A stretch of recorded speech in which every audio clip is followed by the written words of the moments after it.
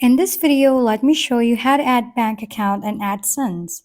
First, open your Google AdSense account.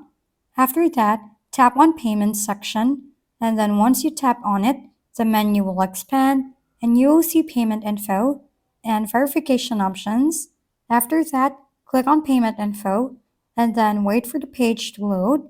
Now, once you're in the Payment Info section, look for Manage Payment Methods and then tap on it.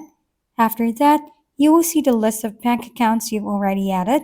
Now, if you need to add a new bank, tap on Add Payment Method.